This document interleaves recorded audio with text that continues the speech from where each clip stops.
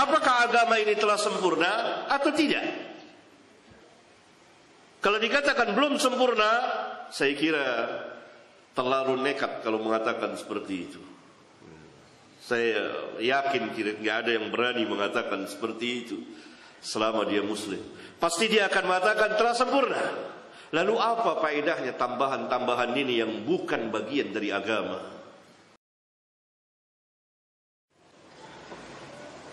Innal hamdalillah nahmaduhu wa nasta'inuhu wa nastaghfiruh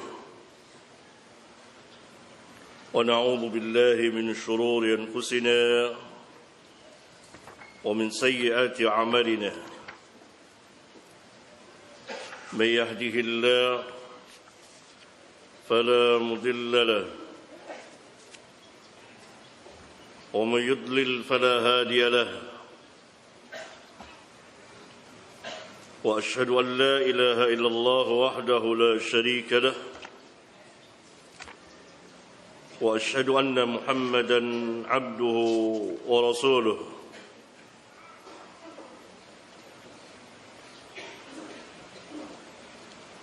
أما بعد أيها الإخوة ikhwan dan akhwat yang saya muliakan, semoga Allah Jalla Dzikruhu memberkahi majlis kita ini, dan semoga Allah Subhanahu wa taala memberikan kepada kita ilmu nafi', ilmu yang bermanfaat, wa amalus salih, dan amal salih. Kita akan membahas akidah yang ke-7 dari kitab Syarah Akidah Salafin,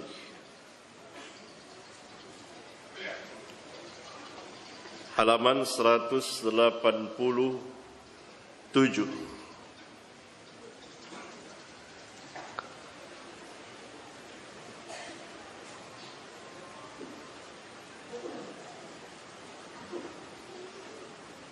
Agama Islam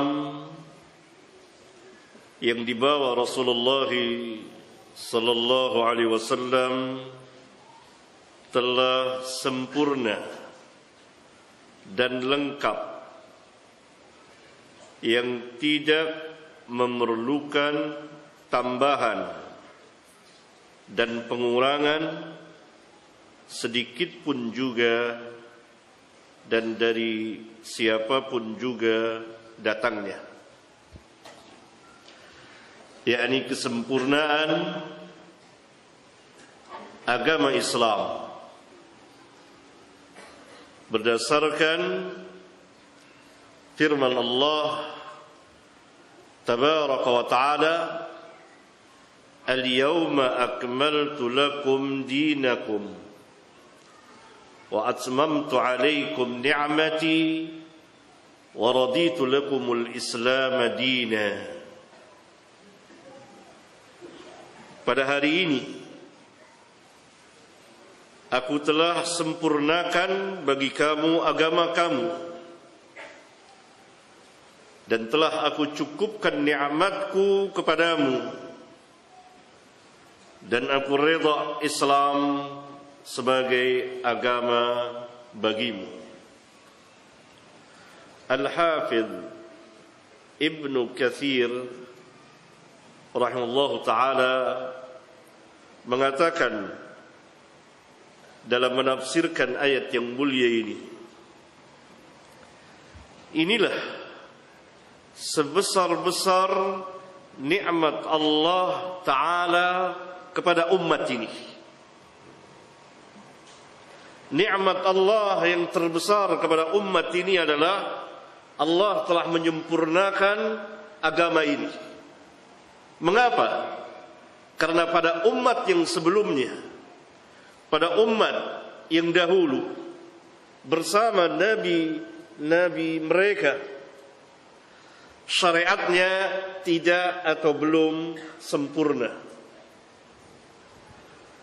Kepada umat ini, yang kepada mereka Allah utus seorang nabi dan rasul, itu Nabi kita Muhammad sallallahu alaihi wasallam sebagai penutup dari sekalian para nabi dan rasul, dan Allah Subhanahu wa taala sempurnakan agamanya, sempurnakan syariatnya. Oleh karena itu Al-Hafidh mengatakan inilah sebesar-besar nikmat Allah taala kepada umat ini, yakni di mana Allah taala telah menyempurnakan bagi mereka agama mereka, maka mereka tidak berhajat kepada sesuatu pun agama selain dari agama mereka, yakni mereka tidak berhajat kepada sesuatu pun agama, ketaatan yang dibuat oleh manusia selain dari apa yang Allah Subhanahu wa taala telah syariatkan kepada mereka. Mereka tidak berhajat kepada satu pun peraturan yang berkaitan dengan agama mereka, yang berkaitan dengan ketaatan kepada Allah, bahkan yang mengatur hidup dan kehidupan mereka di dunia setelah Allah Subhanahu wa taala menyempurnakan syariatnya ini, menyempurnakan agamanya ini. Demikian juga mereka tidak berhajat kepada seorang pun nabi selain dari nabi mereka salawatullahi wassalamu alaihi, yakni Allah Subhanahu wa taala tidak mewajibkan mereka mengikuti syariat nabi-nabi yang sebelum Nabi Muhammad sallallahu alaihi wasallam, kecuali apabila Nabi Muhammad sallallahu alaihi wasallam menyetujuinya, menetapkannya.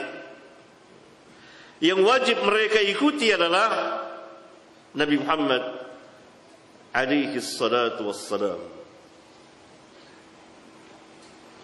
yang dalam sebagian hadis dan dibawakan juga di kitab ini, Rasulullah sallallahu alaihi wasallam pernah bersabda, "Lau asbaha fikum Musa," kalau sekiranya Musa berada di tengah-tengah kamu.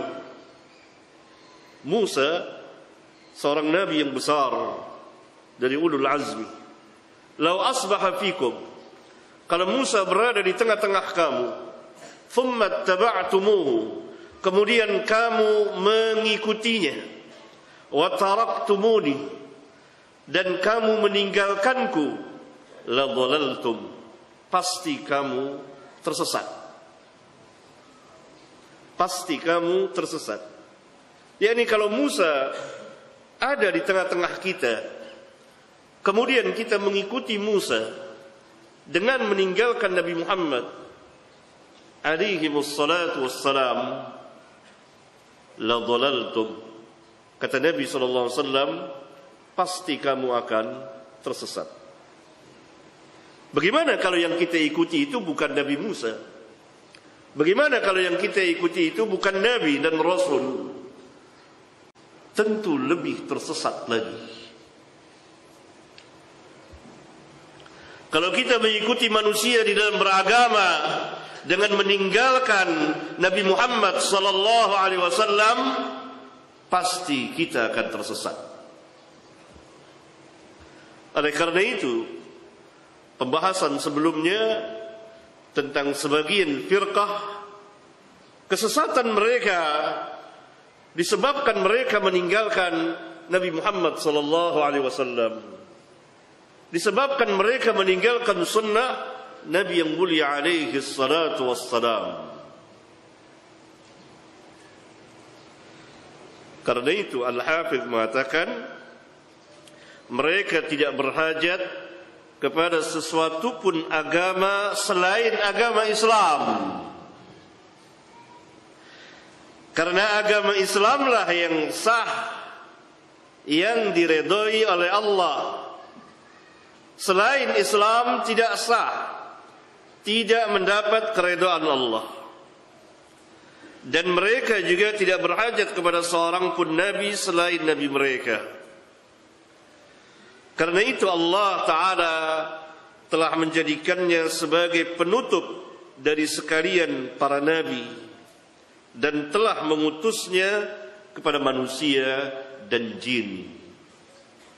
Maka tidak ada yang halal kecuali apa yang Allah halalkan. Dan tidak ada yang haram kecuali apa yang Allah haramkan. Dan tidak ada agama kecuali apa yang Allah syariatkan. Yakni kita beragama dengan apa yang Allah Subhanahu wa taala syariatkan melalui Nabi Muhammad sallallahu alaihi wasallam yang Allah telah mengutusnya untuk seluruh umat manusia dan jin. Maka ayat yang mulia ini sangat besar sekali. Di dalam sebagian hadis yang dikeluarkan oleh Al-Imam Al-Bukhari, orang Yahudi mengatakan kepada Umar bin Al-Khattab tentang ayat yang mulia ini. Yakni kalau ayat ini turun kepada mereka, maka mereka akan menjadikan hari turunnya ayat itu hari raya. Perhatikan, Yahudi mengenal kebesaran ayat yang mulia ini. Al-yawma akmaltu lakum dinakum. Bersamaan dengan itu, Yahudi adalah senantiasa pembuat bid'ah. Karena itu mereka mengatakan, kalau ayat itu turun kepada kami akan jadikan waktu turunnya ayat itu hari raya. Berarti kebiasaan Yahudi menentukan waktu-waktu tertentu sesuai dengan hawa nafsu mereka, sesuai dengan ra'yu mereka, tanpa wahyu dari Allah Subhanahu wa taala. Umar bin Khattab mengatakan, saya tahu tentang ayat itu, kapan turunnya dan di mana turunnya. Diterangkan oleh Umar bin Khattab, turunnya pada hari Arafah, petang hari, turunlah ayat yang mulia, yakni pada Hajjatul Wada. Al-yawma akmaltu lakum dinakum wa atmamtu alaikum ni'mati wa raditu lakumul Islam dinan. Sempurna. Si Yahudi tahu bahwa agama mereka tidak sempurna. Dan mereka tahu bahwa Nabi Muhammad sallallahu alaihi wasallam berada di atas kebenaran, dan agama yang dibawa oleh Nabi Muhammad sallallahu alaihi wasallam adalah sama dengan agama yang dibawa oleh Musa alaihi salatu wassalam, oleh Isa alaihi salatu wassalam, dan oleh seluruh para nabi, khususnya dari Bani Israel. Sama. Tetapi mereka tidak membawa syariat yang sempurna, yang lengkap. Nabi yang terakhir ini, yang mereka tahu persis, seperti mereka mengenal anak-anak mereka. Dan mereka mengetahui kebenaran Islam. Dan mereka adalah orang-orang yang merubah agama Musa dan Isa alaihimus salatu wassalam. Mereka telah melakukan tahrif, perubahan terhadap Taurat dan Injil.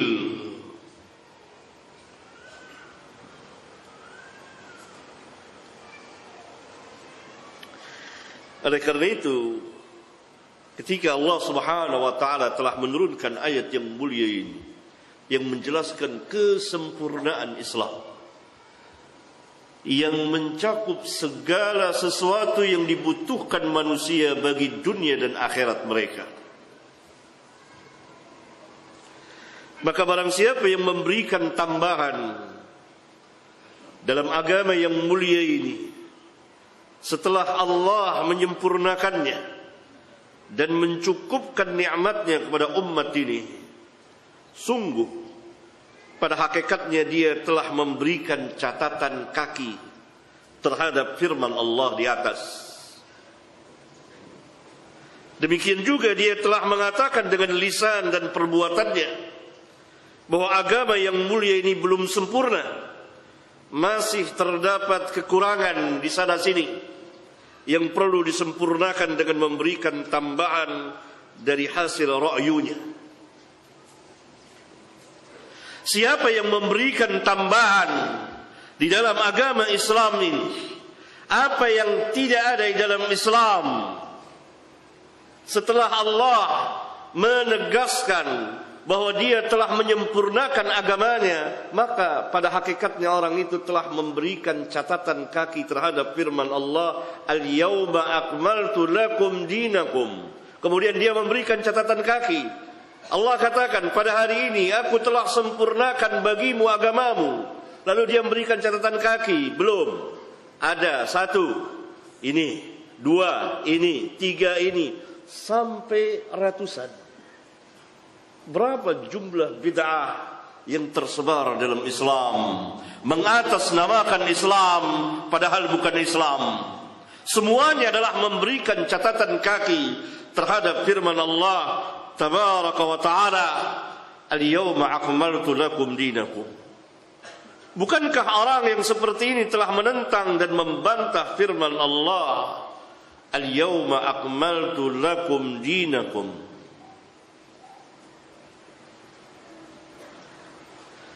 Karena Allah Subhanahu wa taala dalam ayat yang mulia ini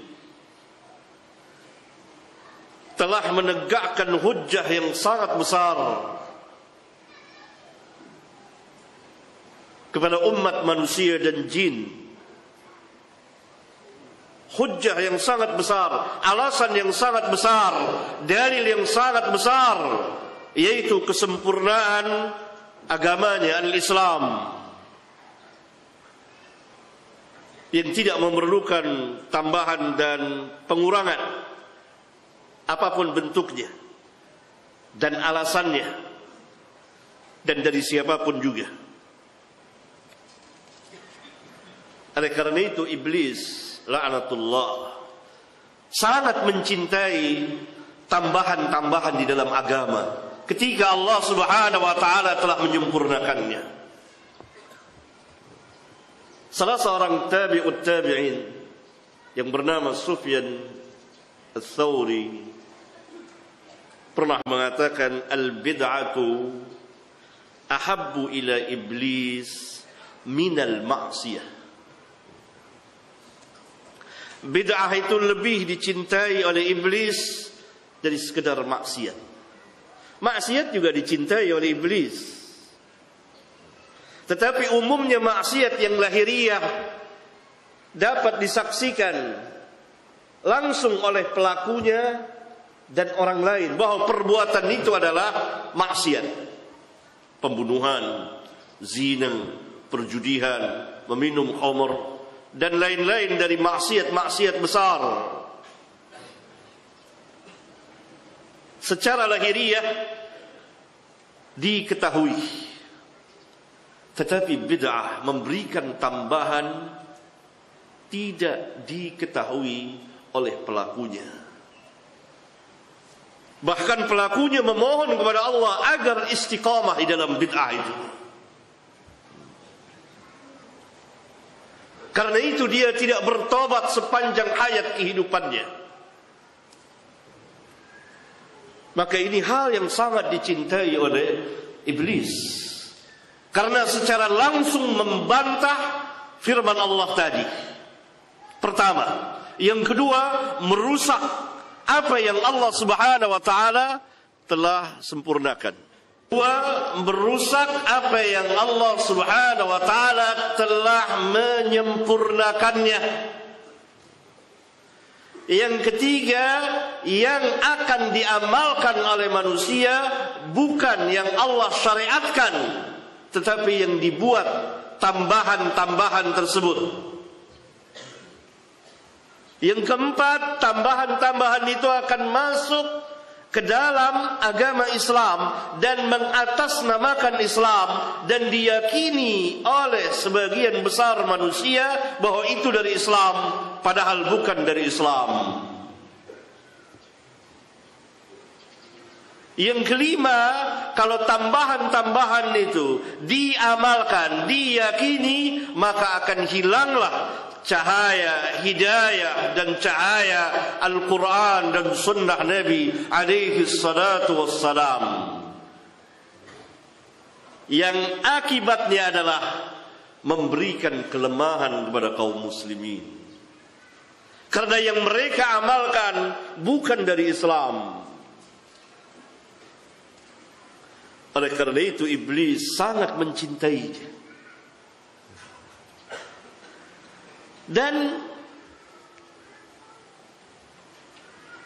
di antara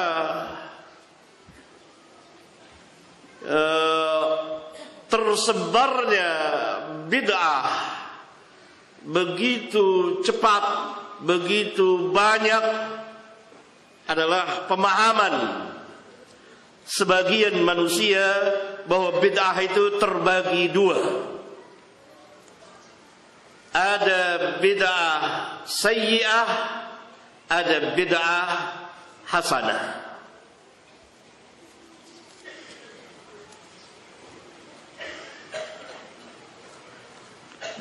Ada bid'ah sayyi'ah, ada bid'ah hasanah, ada bid'ah sayyi'ah.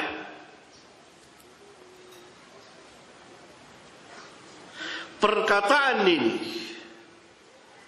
yang diyakini oleh sebagian manusia memperlancar dan memperbanyak bid'ah di dalam Islam.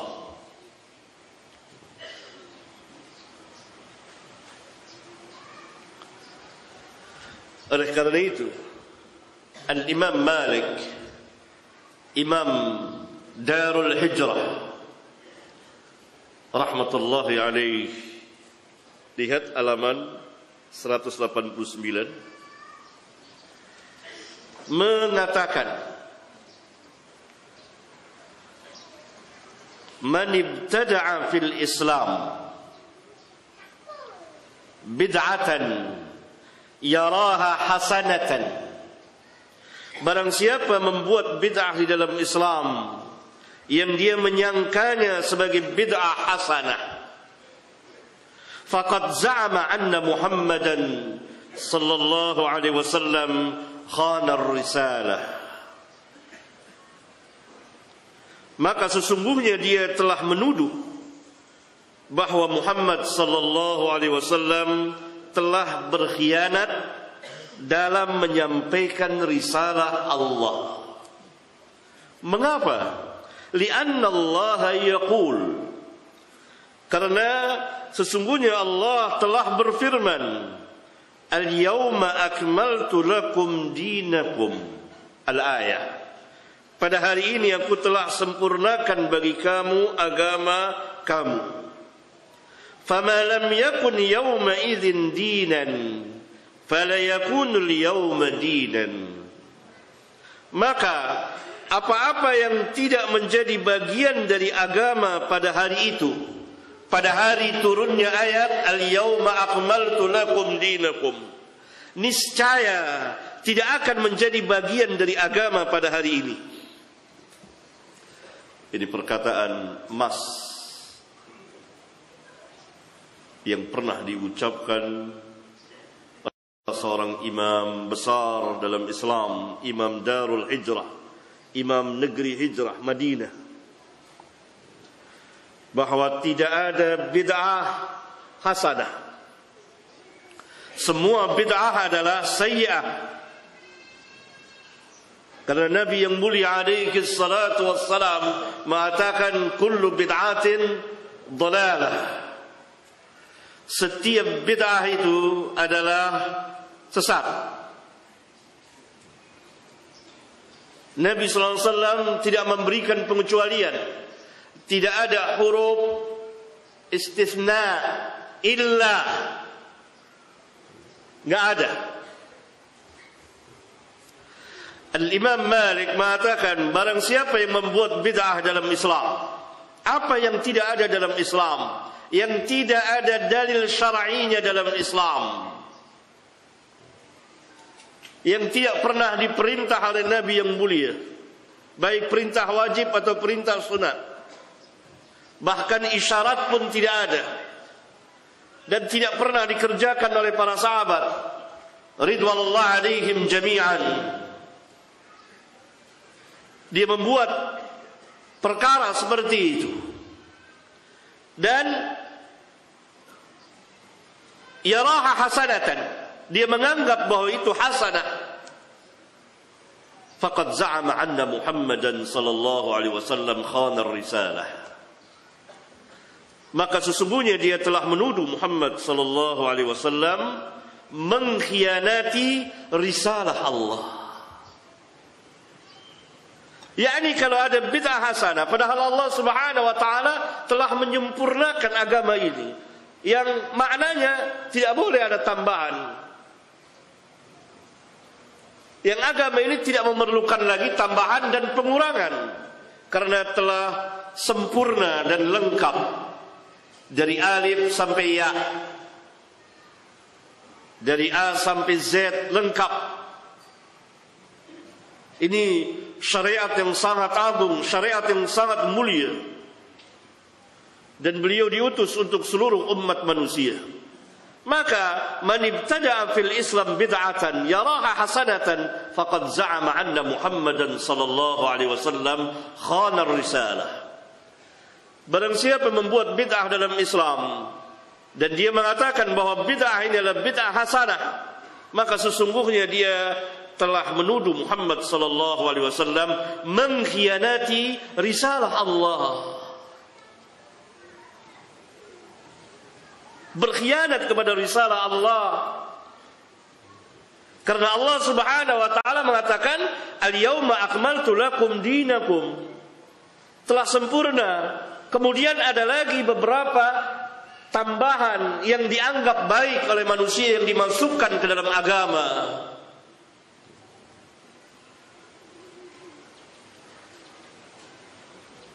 Sebagai penutup, Al-Imam Malik mengatakan, "Fama lam yakun yawma idzin dinan." Maka apa saja yang pada hari itu, pada hari turunnya ayat "Al-yauma akmaltu lakum dinakum" tidak masuk ke dalam bagian agama, fala yakunul yawma dinan, maka pada hari ini pun tidak akan masuk ke dalam bagian agama. Alangkah besarnya perkataan ini, yang menunjukkan al-imam faqih dan mengetahui syariat Allah Subhanahu wa ta'ala. Sebab pada halaman 190, jika di dalam Islam ada satu macam bid'ah yang namanya bid'ah hasanah, setelah Allah menyempurnakan agamanya yang mulia ini, dan setelah Rasulullah SAW menjelaskan secara terperinci kesempurnaan agama Islam, dan beliau telah menegaskan kepada kita bahwa semua bid'ah adalah sesat, maka akan timbul beberapa pertanyaan yang sangat mendasar sekali. Di antaranya, kalau begitu, agama Islam ini belum sempurna kecuali dengan ra'yumu, dengan akal pikiranmu yang memasukkan tambahan-tambahan untuk mencapai kesempurnaannya. Kalau dia menjawab iya, yakni diberikan pertanyaan, kalau ada bid'ah hasanah, setelah Allah Subhanahu wa taala menyempurnakan agama ini, berarti agama ini belum sempurna. Kecuali dengan ra'yumu yang memasukkan berbagai macam tambahan untuk mencapai kesempurnaan. Kalau dia menjawab iya, maka kita tidak akan ragu lagi bahwa orang ini telah membantah Al-Quran dan memisahkan dirinya dari Islam dengan membuat syariat baru untuk menandingi agama Allah. Persis seperti yang dikatakan oleh Al-Imam Asy-Syafi'i, tilmid murid terbaik Al-Imam Malik, man istahsana faqad syara'a, man istahsana faqad syara'a. Barang siapa yang beristihsan, menganggap baik, yakni sesuatu perbuatan yang tentunya tidak mempunyai dasar dari agama ini, maka sesungguhnya dia telah membuat agama baru, syariat baru. Akan tetapi kalau dia menjawab, sungguh agama ini telah sempurna, maka apakah artinya dan faedahnya perkataannya dengan memasukkan tambahan-tambahan ke dalam agama yang bukan dari bagian agama? Kalau gitu apa faedahnya tambahan-tambahan tersebut kalau agama ini telah sempurna? Ini pertanyaan yang mendasar sekali. Yang ditanyakan kepada orang yang meyakini adanya bid'ah hasanah. Apakah agama ini telah sempurna atau tidak? Kalau dikatakan belum sempurna, saya kira terlalu nekat kalau mengatakan seperti itu. Saya yakin tidak ada yang berani mengatakan seperti itu selama dia muslim. Pasti dia akan mengatakan telah sempurna. Lalu apa faedahnya tambahan-tambahan ini yang bukan bagian dari agama?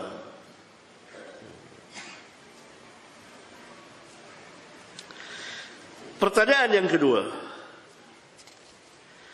kalau betul bid'ah hasanah itu ada dalam Islam, maka bagaimana cara kita mengetahui sesuatu amal itu masuk ke dalam bid'ah hasanah?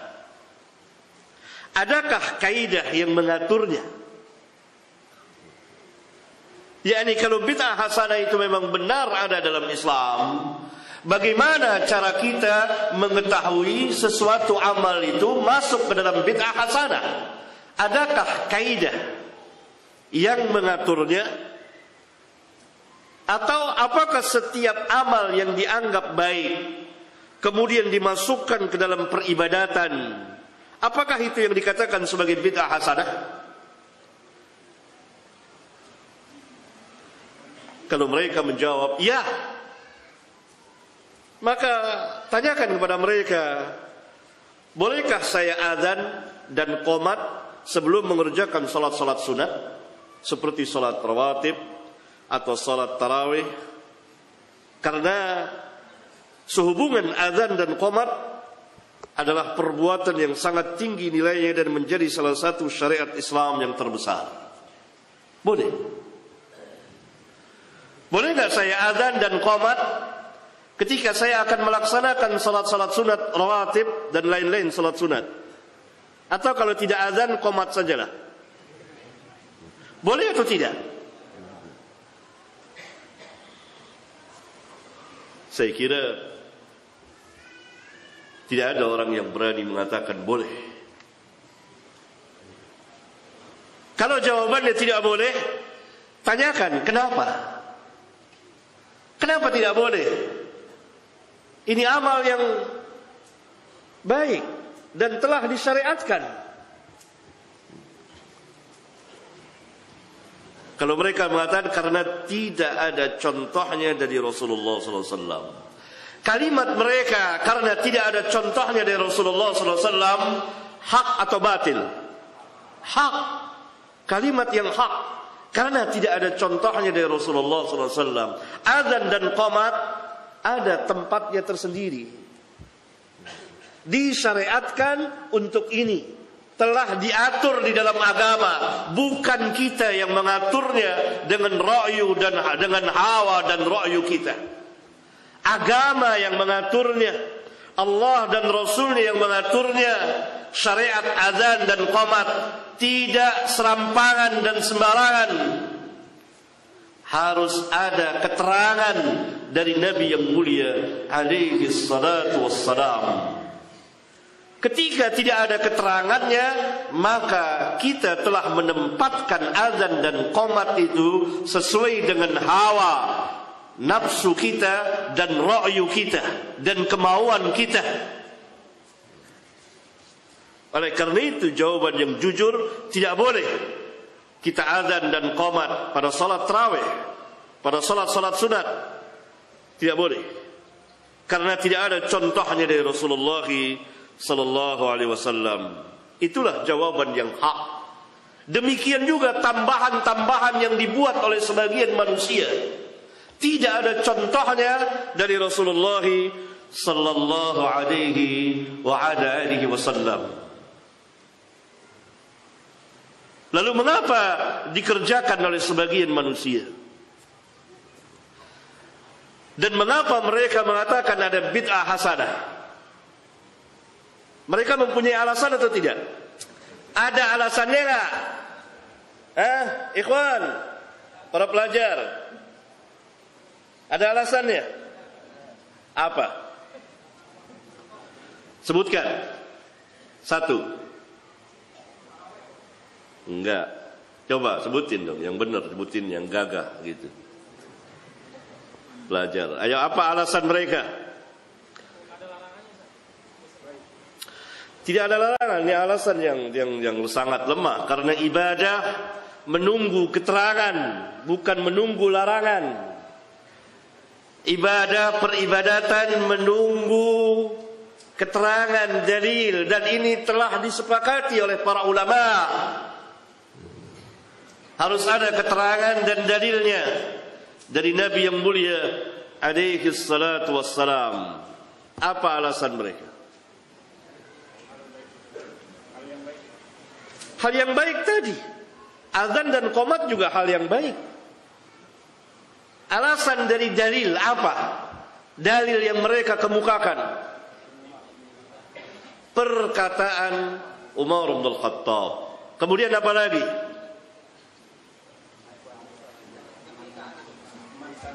Man sanna sunnatan fil Islam, man sanna fil Islam sunnatan hasanatan, man sanna fil Islam sunnatan sayyi'atan. Kalimat sunnah di dalam hadis yang mulia tadi yang dikeluarkan oleh Al-Imam Muslim, mereka memahami sunnah dalam arti tasyri', membuat syariat, membuat sesuatu yang baru. Perhatikan hadisnya, man sanna fil Islam sunnatan hasanatan. Barang siapa yang membuat sunnah yang baik dalam Islam, sunnatan hasanatan. Sunnah di sini mereka di antaranya sebagian ulama memahami sunnah dalam arti tasyri'an, tasyri', membuat syariat, membuat syariat. Ini alasan mereka. Oleh karena itu boleh mengadakan, membuat satu bid'ah hasanah. Karena sunnah di sini maknanya tasyri', membuat sesuatu syariat, membuat sesuatu yang baru, yang hasanah, yang baik. Jawabnya adalah, pertama, bahwa makna sunnah di sini bukan tasyri'an, bukan sebagaimana yang mereka katakan tasyri'an, tetapi tanfizan, pelaksanaan terhadap sunnah-sunnah yang telah ditinggalkan atau yang telah mati, kemudian dikerjakan dan dihidupkan kembali oleh sebagian manusia. Maka itu maknanya sunnatan hasanatan, membuat sunnah yang baik. Ada misalnya salah satu sunnah Nabi SAW, manusia sudah tidak mengerjakan lagi atau sedikit yang mengerjakannya, kemudian antum tampil memberikan contoh mengerjakannya, maka antum telah membuat sunnah hasanah, menghidupkan lagi amal yang telah ditinggalkan. Itu namanya tanfizan, pelaksanaan. Mereka menafsirkan sunnah hasanatan di sini tasyri'an, sebagai bentuk untuk membuat sesuatu yang baru. Ini jelas salah. Karena kalau tasyri'an, niscaya akan banyak sekali dan bebas manusia membuat berbagai macam bid'ah. Tetapi yang dimaksud adalah tanfizan, pelaksanaan terhadap amal atau sunnah yang telah ditinggalkan oleh manusia, kemudian dihidupkan, diamalkan, dikerjakan, diperintah manusia untuk mengamalkannya. Maka jadilah sunnah itu hidup kembali setelah ditinggalkan oleh manusia. Demikian juga sunnah sayyi'ah. Maknanya kejahatan-kejahatan, dosa-dosa yang telah dilupakan oleh manusia, yang telah ditinggalkan oleh kebanyakan manusia, lalu sebagian manusia mengangkatnya kembali, menghidupkannya, menganjurkannya, dan dia mengerjakannya. Misalnya perjudian. Kaum muslimin sebagian besar sudah meninggalkan perjudian, dan tempat-tempat perjudian pun ditutup, dan orang-orang yang melaksanakan perjudian ditangkapi. Lalu sebagian manusia menghidupkan kembali dengan membuat tempat-tempat perjudian, dengan menganjurkan perjudian, menyeru kepada perjudian, dan dia mengamalkan perjudian. Maka hiduplah maksiat yang besar itu dengan sebab dia. Maka dia telah membuat sunnah sayyi'ah. Jadi sabda Nabi yang mulia, man sanna fil Islam sunnatan hasanatan, bukan membuat sunnah yang baru, tetapi sunnahnya telah ada, kemudian dihidupkan. Ini dapat kita ketahui dari asbabul wurud hadis, sebab-sebab datangnya hadis yang Nabi SAW kedatangan sebagian orang yang sangat miskin mereka. Lalu beliau menganjurkan bersedekah, agar bersedekah. Maka tampillah sebagian sahabat membawa pundi-pundi dan bersedekah. Kemudian diikuti oleh orang banyak. Lalu Nabi SAW bersabda demikian. Berarti sahabat itu telah menghidupkan sunnah hasanah, yaitu salah satunya adalah bersedekah.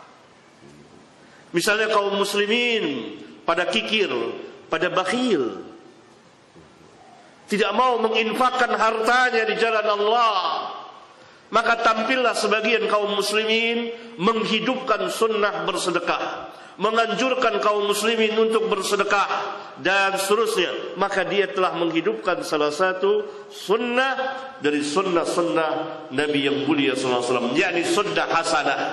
Jadi sunnah hasanah bukan membuat sesuatu yang baru seperti dipahami oleh sebagian, yaitu tasyri'. Tetapi sunnah hasanah adalah tanfir, pelaksanaan dari sunnah-sunnah, dari sebagian sunnah yang telah ditinggalkan oleh kaum muslimin. Dengan demikian juga sunnah sayyi'ah. Paham? Itu jawaban pertama tentang hadis ini. Jawaban yang kedua, bahwa yang bersabda man sanna fil Islam sunnatan hasanatan atau sayyi'atan, Nabi yang mulia sallallahu alaihi wasallam. Ya. Yang bersabda man sanna fil Islam sunnatan hasanatan, Nabi yang mulia sallallahu alaihi wasallam. Yang bersabda kullu bid'atin dalalah, siapa? Nabi yang mulia sallallahu alaihi wasallam. Apakah Nabi sallallahu alaihi wasallam membantah sebagian sabdanya? Mungkin tidak. Mustahil. Perkataan Nabi satu dengan yang lainnya jangan dipertentangkan, harus didudukkan pada tempatnya masing-masing. Yang bersabda kullu bid'atin dalalah, Nabi yang mulia alaihi salatu wassalam.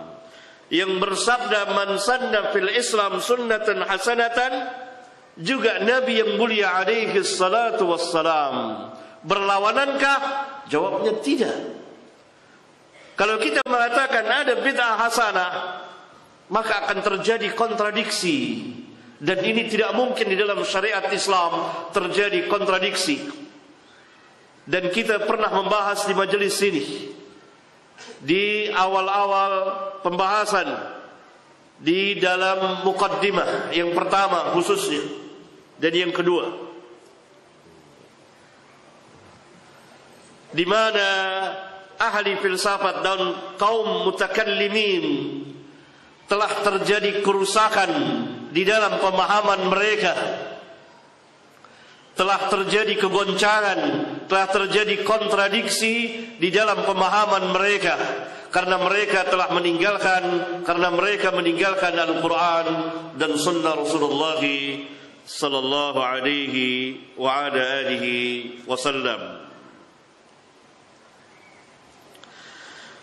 Jawaban yang ketiga,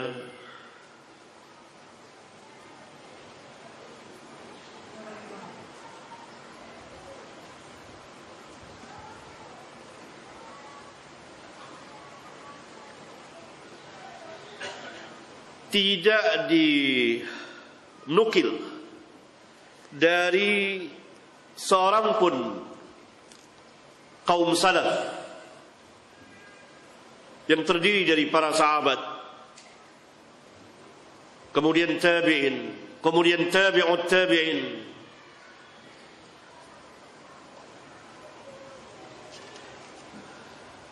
yang mereka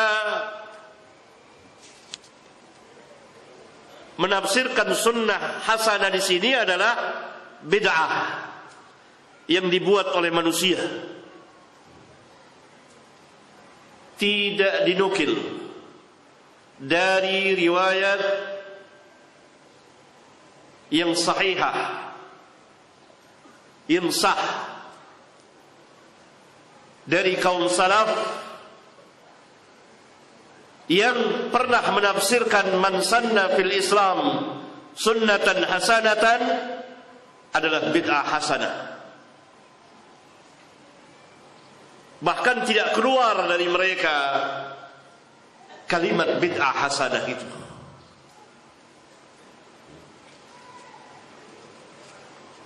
Kalaupun misalnya ada, maka harus ditempatkan pada tempatnya. Kalaupun ada, maka tidak boleh melawan perkataan Nabi yang mulia alaihi salatu wassalam.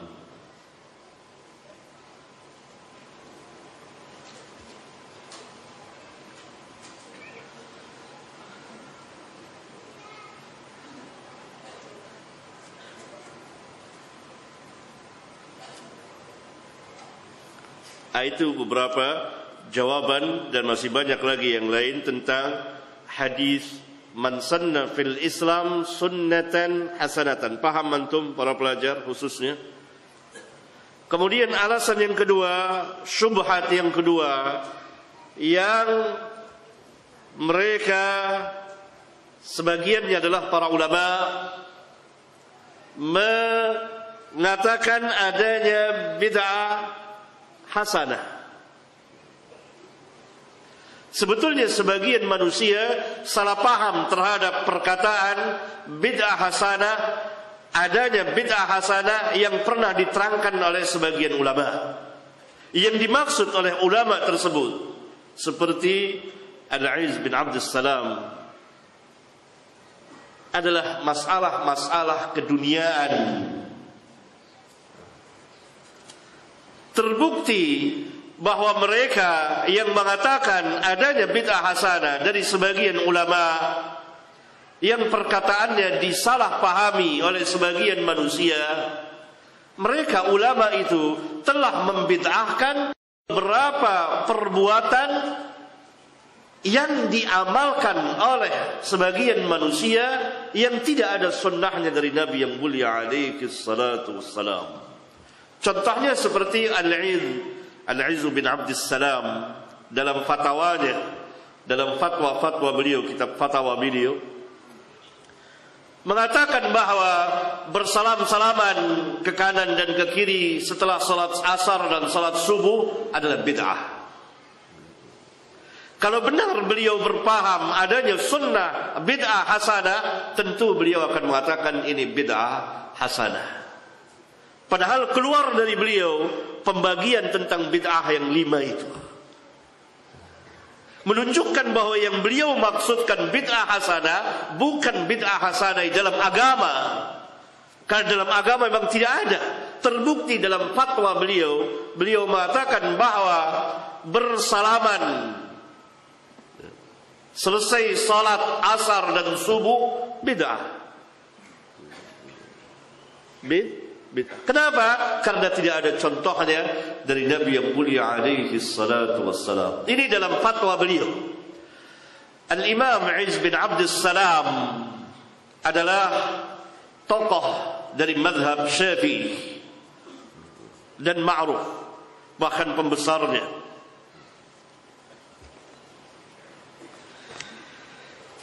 Nah, di antara syubhatnya lagi adalah seperti tadi dikatakan perkataan Umar bin Khattab radhiyallahu taala anhu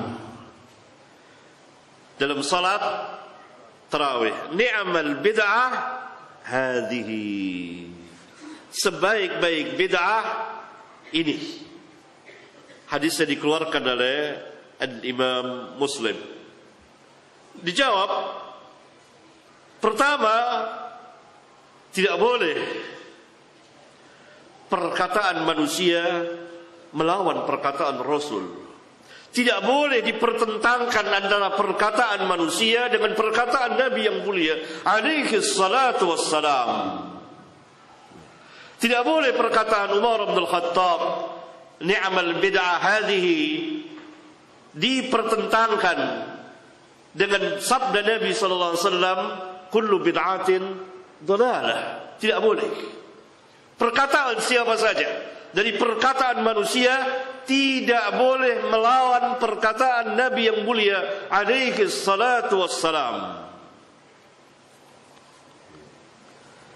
Itu akidah seorang muslim dari siapa saja, hatta dia dari Abu Bakar atau Umar dan lain sebagainya, tidak boleh melawan perkataan Nabi yang mulia alaihi salatu wassalam. Yang kedua, Umar bin Khattab tidak melawan perkataan Nabi yang mengatakan kullu bid'atin dhalalah. Dan pasti Umar tahu, dan sahabat-sahabat yang lain tahu bahwa Nabi sallallahu alaihi wasallam telah bersabda, "Iyyakum wa muhdatsatil umur. Amma ba'd, fa inna khairal hadits kitabullah wa khairal hajji hajju Muhammadin sallallahu alaihi wasallam wa syarrul umuri muhdatsatuha wa kullu muhdatsatin bid'ah wa kullu bid'atin dhalalah wa kullu dhalalatin finnar." Ini diketahui oleh para sahabat. Tentu apa yang dimaksud oleh Umar bin Khattab dengan ni'mal bid'ah hadhihi? Bid'ah apa yang dimaksud oleh Umar bin Khattab? Dan Umar bin Khattab tidak membuat bid'ah baru. Tidak ada yang baru dalam pelaksanaan salat tarawih. Pertama, salatnya telah ada dianjurkan oleh Nabi sallallahu alaihi wasallam. Dan yang kedua, Nabi SAW telah memberikan contohnya. Dan yang ketiga, pernah diikuti oleh sebagian sahabat selama 3 atau 4 hari. Dan yang keempat, tempatnya di masjid. Dan waktunya di bulan Ramadan, pada waktu setelah salat Isya, salat tarawih, qiyam Ramadan. Setelah Nabi SAW wafat, maka manusia salat sendiri-sendiri. Pada masa khilafah Abu Bakar, kemudian pada masa di awal khilafah Umar bin Khattab radhiyallahu anhum jami'an. Kemudian ketika Umar keluar, Umar melihat bahwa manusia salat sendiri-sendiri, ada yang berdua-dua, ada yang bertiga dan seterusnya. Maka Umar memerintahkan untuk menjadi satu jamaah. Diperintahlah, dipanggillah Ubay bin Ka'ab dan Tamim Ad-Dari untuk mengimami para sahabat dengan jumlah rakaat 11 rakaat, sebagaimana diriwayatkan oleh Al-Imam Malik. Selain riwayat yang 11, tidak ada yang sah. Hadisnya maudhu kalau disandarkan kepada Nabi sallallahu alaihi wasallam. Atsarnya dhaif kalau disandarkan kepada para sahabat ridwanullah alaihim jami'an. Karena tidak mungkin Umar bin Khattab akan melaksanakan rakaat lebih dari yang dilaksanakan oleh Nabi yang mulia alaihi salatu wassalam. 11 rakaat. Nah, kemudian Umar keluar dan mengucapkan perkataan ini. Apanya yang bid'ah, apanya yang baru? Tidak ada. Umar hanya mengumpulkan. Berarti makna bid'ah yang Umar ucapkan di sini adalah bid'ah secara lugawiyah, bahasa.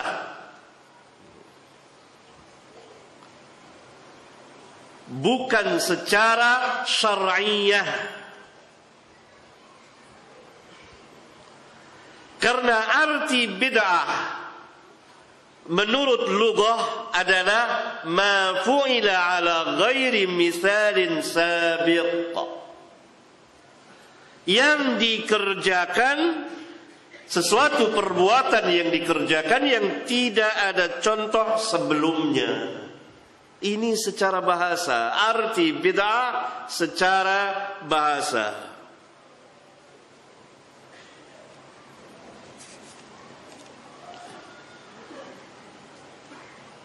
Adapun secara syar'i, fa kullu ma lam, maka setiap yang tidak ada contohnya, tidak ada dalil syar'inya, maka itulah bid'ah secara syar'i.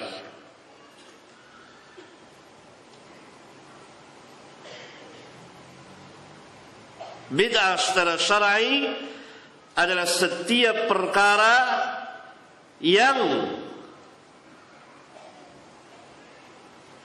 tidak ada dalil syar'inya.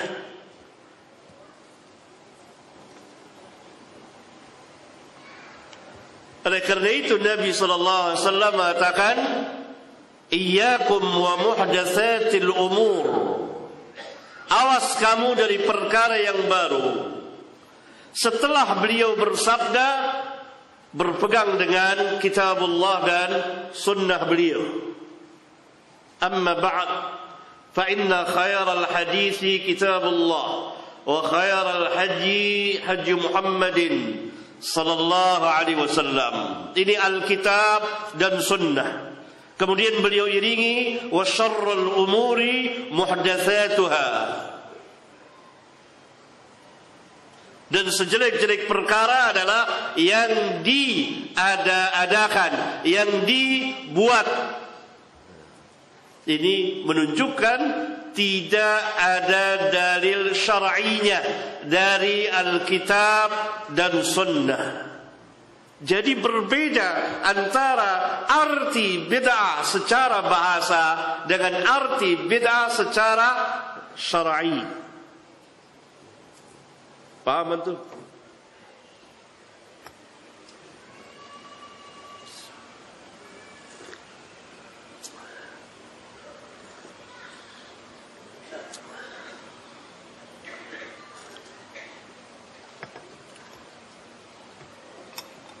Ya. Berarti perkataan Umar bin Al-Khattab, ni'mal bid'ah hadhihi, secara lughah bahasa Arab, karena memang tidak ada contoh sebelum dia mengumpulkan jadi satu imam setelah lewat masa yang begitu panjang. Masing-masing sahabat salat sendiri-sendiri, ada yang berdua-dua. Pada zaman Nabi SAW pernah mereka salat berjamaah satu imam. Nabi SAW menjadi imam dan sahabat menjadi makmum, dan mereka mengikuti Nabi SAW hanya beberapa hari saja. Dan setiap tahunnya seperti itu selama Nabi SAW hidup, karena saum Ramadan diwajibkan pada tahun kedua Hijriah. Dan Nabi SAW wafat pada tahun 11 Hijriah. Berarti ada kurang lebih 9 kali Nabi SAW 9 atau 10 kali melaksanakan saum Ramadan, dan tentu qiyam Ramadan, tetapi tidak pernah lengkap sampai 1 bulan, hanya beberapa hari. Setelah Nabi SAW wafat, maka tidak ada yang menjadi imam. Berlalu masa cukup panjang. Lalu di pertengahan pemerintahan Umar bin Al-Khattab, maka Umar mengumpulkan manusia menjadi satu, dan beliau mengatakan ni'mal bid'ah hadhihi. Dan Umar tidak membuat bid'ah syar'i, tapi yang beliau katakan bid'ah lugawiyah. Dan ini yang dipahami oleh para ulama. Dan saya kira juga mereka sebagian ulama yang membagi bid'ah menjadi 5 bagian. Ada bid'ah yang wajib, ada bid'ah yang haram, ada bid'ah yang makruh, ada yang mubah. Yang mereka maksudkan bukan bid'ah di dalam agama. Ini saya terangkan karena kita dalam rangka membahas kesempurnaan dinul Islam yang tidak memerlukan satupun tambahan dan pengurangan dari siapapun juga. Pada halaman 192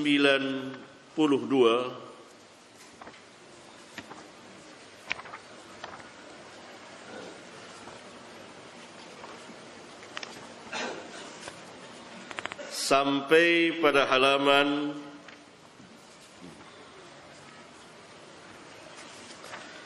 223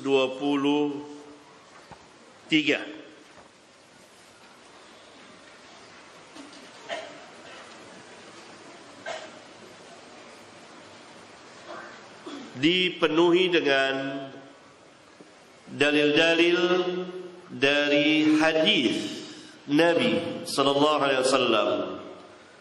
Ada 10 buah hadis yang menunjukkan atau sebagai tafsir dari firman Allah, al-yawma akmaltu lakum dinakum. Hadis yang pertama, an Abi Dzar qala tarakana Rasulullah sallallahu alaihi wasallam wa ma ta'irun yuqallibu janahaihi fil hawa illa wa huwa yadhkuruna minhu ilma. Qala faqala sallallahu alaihi wasallam ma baqiya shay'un yuqarribu minal jannati wa yuba'idu minan nar illa wa qad buyyina lakum. Abu Dzar radhiyallahu taala anhu mengatakan Rasulullah sallallahu alaihi wasallam telah meninggalkan kita, yakni beliau wafat, dan tidak seekor pun burung yang terbang membalik-balikkan kedua sayapnya, mengembangkan, mengempitkan di udara, melainkan beliau telah menerangkan ilmunya kepada kami. Perkataan yang sangat besar sekali dan dalam sekali, dan menunjukkan Abu Dzar mewakili para sahabat yang telah diajarkan oleh Nabi mereka sallallahu alaihi wasallam, dan mereka sepanjang hayat Nabi mereka duduk di majelis Nabi mereka alaihi salatu wassalam. Mereka mengetahui bahwa Nabi mereka alaihi salatu wassalam telah mengajarkan kepada mereka, sampai-sampai Abu Dzar dan juga sahabat yang lain, itu Abu Darda, mengatakan tidak seekor pun burung yang terbang di udara, melainkan beliau telah menerangkan ilmunya kepada kami.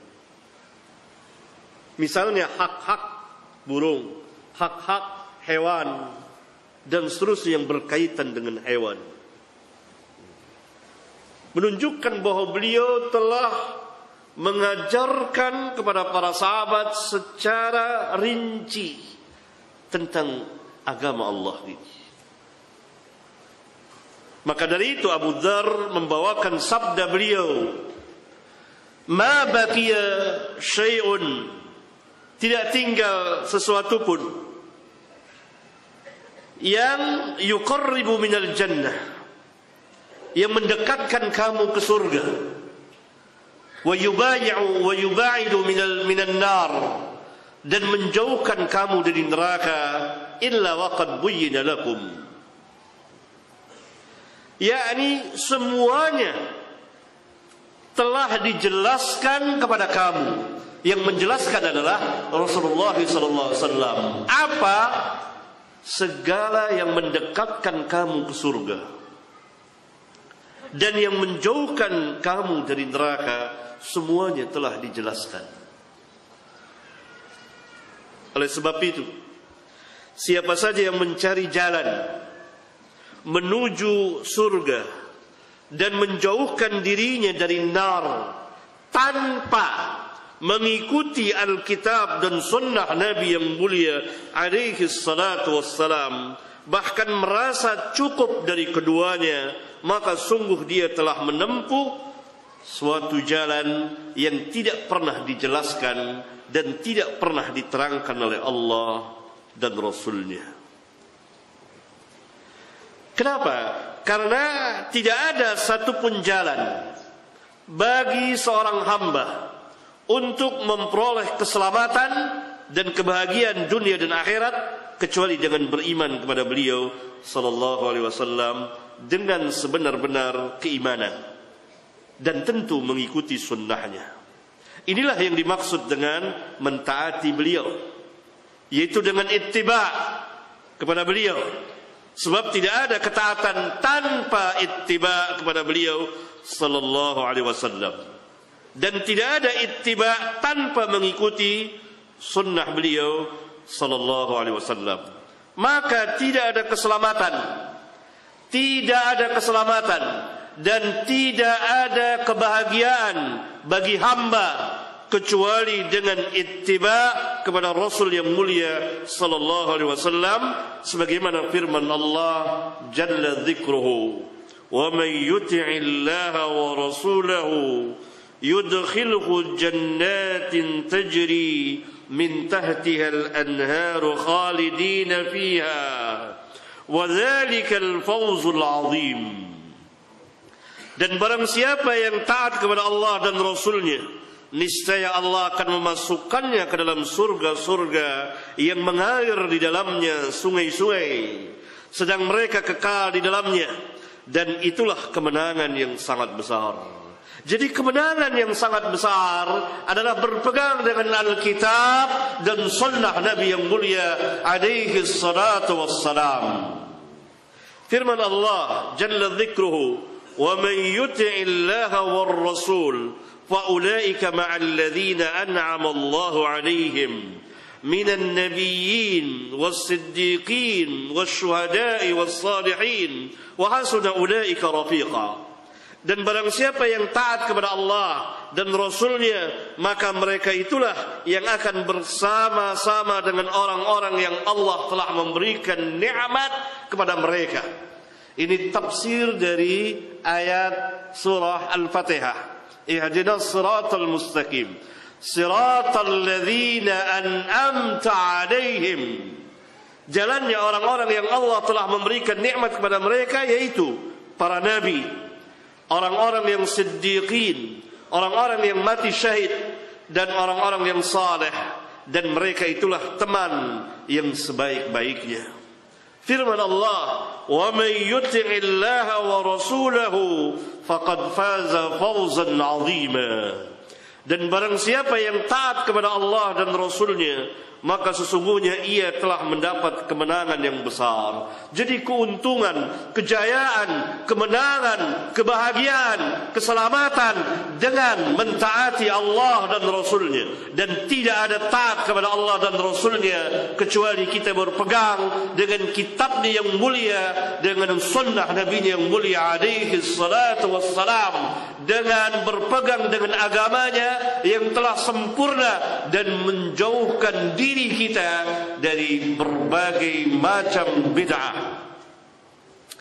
Allah Subhanahu wa taala telah menciptakan hamba untuk beribadah kepada Allah, sebagaimana firman-Nya, "Wa ma khalaqtul jinna wal insa illa liya'budun." Dan tidak aku menciptakan jin dan manusia melainkan agar supaya mereka beribadah kepadaku. Beribadah kepada Allah maknanya mentaati Allah dan Rasulnya. Maka tidak ada ibadah kecuali apa yang Allah telah syariatkan melalui lisan Nabi-Nya yang mulia, yang terdiri dari hukum-hukum yang wajib dan sunat atau disukai.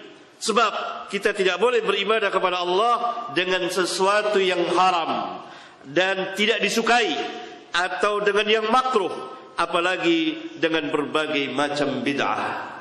Jadi Allah diibadati dengan apa-apa yang Allah syariatkan.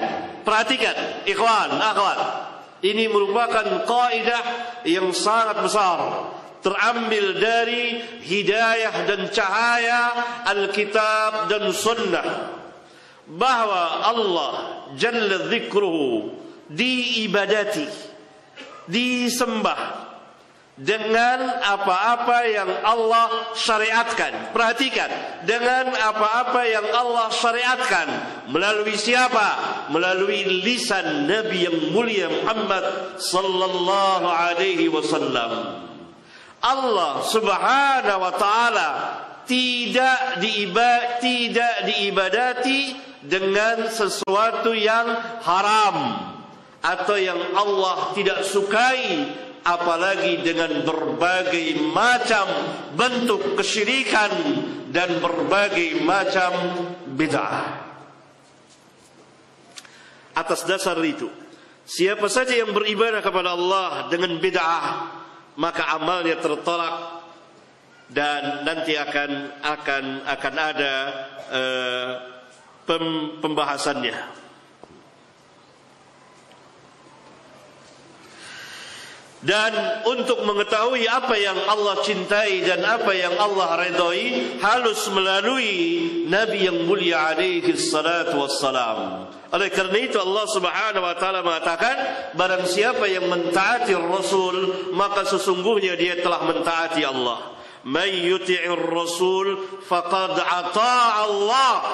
Barang siapa yang mentaati Rasul, maka sesungguhnya ia telah mentaati Allah.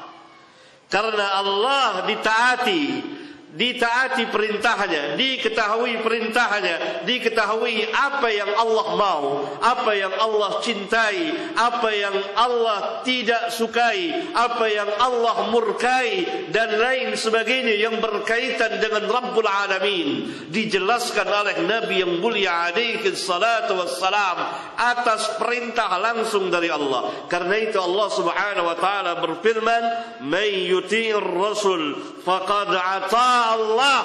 Barang siapa yang mentaati Rasul, maka sesungguhnya ia telah mentaati Allah. Maknanya orang yang tidak mengikuti Rasul, tidak mengikuti sunnah beliau, bahkan mengikuti yang menjadi lawan bagi sunnah beliau, yaitu berbagai macam bid'ah, maka pada hakikatnya dia tidak mentaati Allah. Dan Allah Subhanahu wa taala berfirman, "Wa ma arsalna mir rasulin illa liyuta'a biiznillah." Dan tidaklah kami mengutus seorang pun rasul melainkan untuk ditaati dengan izin Allah. Dan firman Allah, "Wa anzalna ilaika adh-dhikra litubayyana lin-nas ma nuzila ilaihim wa la'allahum yatafakkarun." Dan kami turunkan kepadamu Al-Quran, yakni kepada Rasulullah SAW, agar engkau menjelaskan kepada manusia apa yang telah diturunkan kepada mereka, dan supaya mereka memikirkan, mengerti apa yang Allah maksudkan. Tentu harus melalui sunnah beliau sallallahu alaihi wa ala alihi wasallam. Ini hadis yang pertama. Hadis yang kedua pada halaman 197. An Salman, dari Salman Al-Farisi radhiyallahu ta'ala anhu, qala lana al-musyrikun qad 'allamakum nabiyyukum kulla shay'in hatta al-khira'ati. Faqal ajal. Dari Salman, dia berkata, orang-orang musyrik pernah mengatakan kepada kami, qad 'allamakum nabiyyukum kulla shay'in hatta al-khira'ati. Sungguh nabi kamu telah mengajarkan kepada kamu segala sesuatunya, sampai buang air besar pun diajarkan. Menunjukkan bahwa kaum musyrikin lebih tahu pada waktu itu dari sebagian kaum muslimin pada hari ini tentang sempurnanya dinul Islam, bahwa nabi mereka yang mulia alaihi salatu wassalam telah mengajarkan kepada mereka segala sesuatunya. Orang-orang musyrikin dengan nada mengolok, mengejek, mengatakan, qad 'allamakum nabiyyukum kulla syai'in. Nabi kamu itu telah mengajarkan kepada kamu segala sesuatunya, kulla syai'. Tidak tersisa sedikit pun juga. Kul, mencakup segala sesuatunya. Hatta al-khira'ati, sampai buang hajat pun. Kalau buang hajat saja sudah diajarkan, apalagi yang lebih dari buang hajat, apalagi masalah keimanan, masalah tauhid dan seterusnya, lebih diajarkan lagi oleh Nabi yang mulia alaihi salatu wassalam. Maka dengan tegas para sahabat yang diwakili oleh Salman mengatakan, ajal, benar. Ini seolah-olah dia mengatakan, benar, antum mau apa?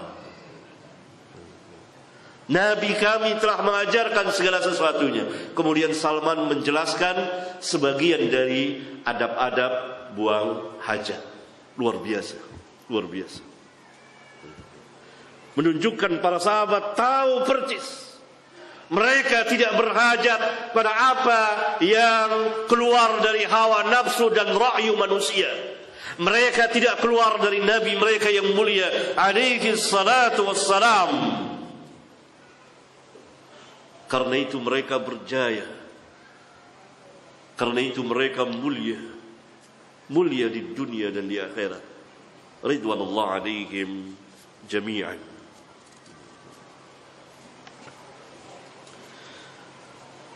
Panjang sekali saya menjelaskan tentang hadis yang kedua ini.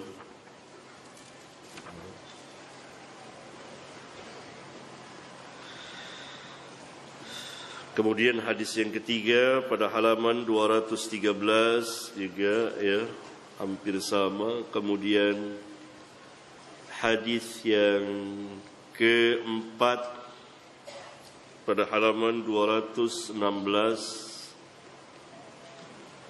di mana Nabi sallallahu alaihi wasallam mengatakan, innama ana lakum bimanzilatil walid uallimukum. Nabi sallallahu alaihi wasallam mengatakan, sesungguhnya aku ini kepada kamu berkedudukan sebagai bapak, yakni sebagai bapak yang mengajarkan anak-anaknya. Uallimukum, bapak akan mengajarkan kepada anak apa yang bermanfaat bagi anak. Kemudian hadis kelima, hadis Hudzaifah, dan dikeluarkan oleh Imam Muslim juga Imam Bukhari. Kemudian hadis yang keenam pada halaman 217, qala Abu Zaid Amr bin Akhtab,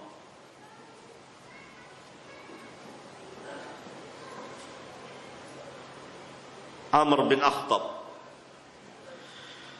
sahabiyun jalil yang pernah terjadi pada dirinya ketika Rasulullah SAW akan minum, maka ada sehelai rambut atau kotorannya. Lalu Amr bin Akhtab mengambilnya agar jangan sampai Nabi yang mulia SAW memakan sesuatu yang, meminum sesuatu yang tidak patut. Dibersihkan. Maka didoakan oleh Nabi yang mulia, dan ini merupakan mukjizat beliau, salah satu bukti dan tanda atau alamat kenabian dan kerasulan beliau. Yakni apa yang beliau sabdakan terjadi dan benar terjadi.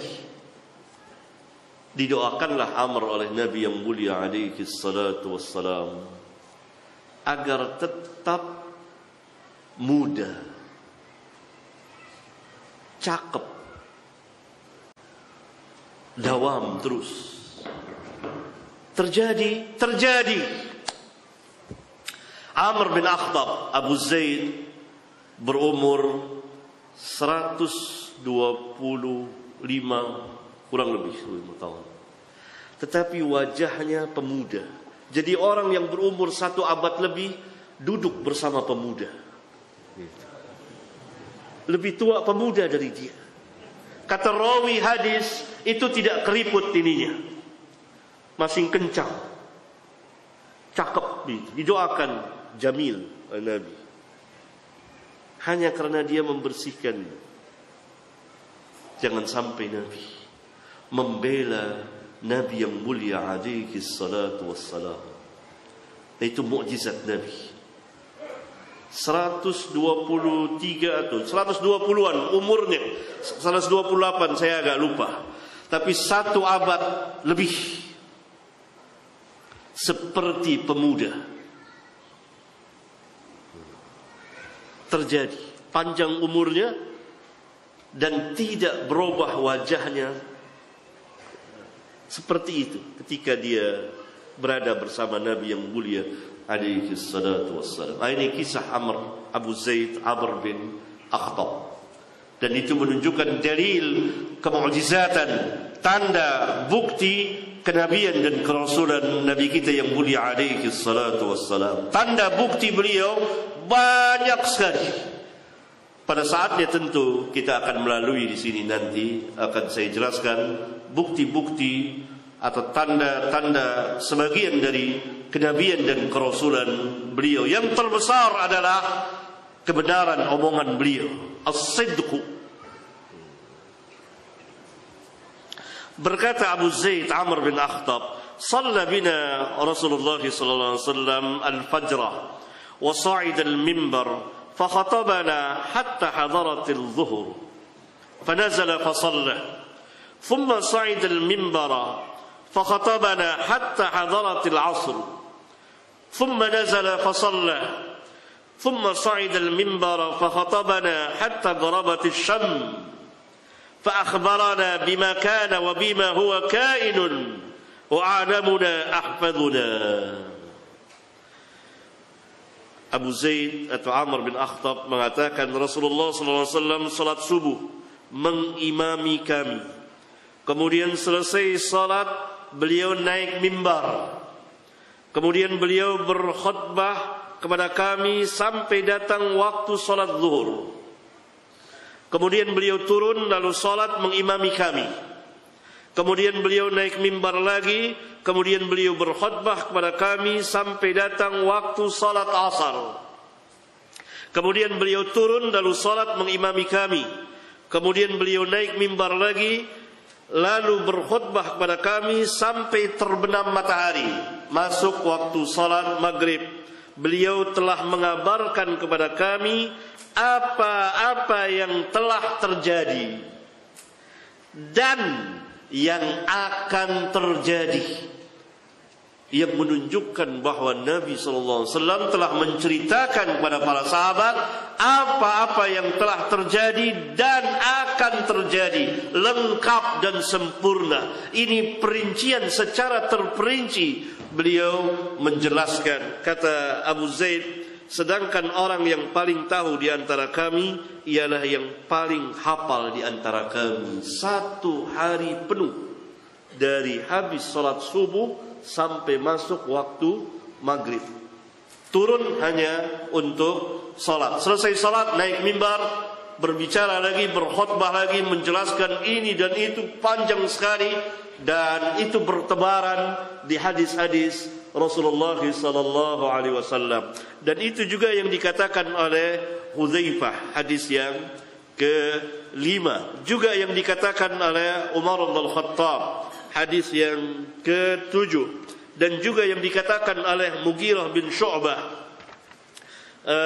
hadis ke-8, dan juga yang dikatakan oleh Abu Musa al-Ash'ari, hadis yang ke-9, dan terakhir hadis yang ke-10 oleh Iyad bin Himar al-Mujashi'i, anna Rasulullah sallallahu alaihi wasallam qala dhata yawmin fi khutbatihi ala inna rabbi amarani an u'allimakum ma jahiltum mimma 'allamani yawmi hadha. Iyad bin Himar al-Mujashi'i mengatakan, sesungguhnya Rasulullah SAW pernah bersabda pada suatu hari dalam khutbahnya, ala, ketahuilah, inna rabbi amarani an u'allimakum ma jahiltum mimma 'allamani yawmi hadha. Sesungguhnya Rabbku telah memerintahkan kepadaku supaya aku mengajarkan kepada kamu apa-apa yang kamu jahil, yang kamu tidak tahu dari apa-apa yang Allah telah ajarkan kepadaku pada hari ini. Dalam hadis yang panjang itulah firman Allah, al-yawma akmaltu lakum dinakum, bersama 10 hadis yang sebagiannya saya bacakan, telah memberikan bayan, penjelasan kepada kita bahwa agama kita al-Islam telah sempurna dan lengkap, dan kesempurnaannya itu meliputi di antaranya, pertama, bahwa Islam tidak memerlukan segala bentuk tambahan dan pengurangan. Kita telah membicarakan tadi tentang bid'ah dan bid'ah hasanah. Kedua, bahwa Islam telah sempurna dalam ketinggian, kemuliaan, dan kebenarannya secara mutlak, bahwa apa saja yang datang dari Islam, datang dari Alkitab dan Sunnah, itu adalah hak. Al-haqqu min rabbika fala takunanna minal mumtarin. Yang hak dari Rabbmu, maka jangan sekali-kali engkau menjadi orang yang ragu. Bahwa Islamlah satu-satunya agama yang hak, agamanya para nabi dan rasul dari Adam sampai Muhammad alaihi wassalatu wassalam, agama yang telah diridhai oleh Allah, wa raditu lakumul Islam dina. Dan firman Allah, inna ad-dina 'indallahi al-Islam. Dan firman Allah, wa man yabtaghi ghayra al-Islam dina fala yuqbala minhu wa huwa fil akhirati minal khasirin. Dan firman Allah, inna hadhihi ummatukum ummatan wahidah wa ana rabbukum fa'budun. Yang ketiga, bahwa agama Islam telah sempurna karena keumuman risalahnya untuk seluruh umat manusia dan jin sepanjang zaman, yakni tidak terbatas kepada satu kaum atau kepada satu bangsa dan pada masa atau zaman tertentu.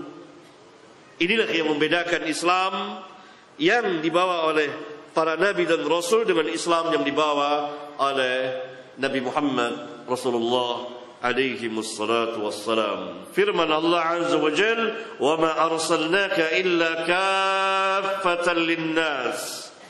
Firman Allah azza wa jal, qul ya ayyuhan nas inni rasulullah ilaikum jami'a. Dan Nabi sallallahu alaihi wasallam telah bersabda, wa kana an-nabiyyu yub'atsu ila qaumihi khassatan wa bu'itsu ila an-nasi 'ammatan. Dahulu para nabi diutus khusus kepada kaumnya saja, sedangkan aku diutus untuk seluruh umat manusia. Barangkali ini ikhwan, mudah-mudahan bermanfaat bagi kita sekalian. Walhamdulillahi rabbil alamin.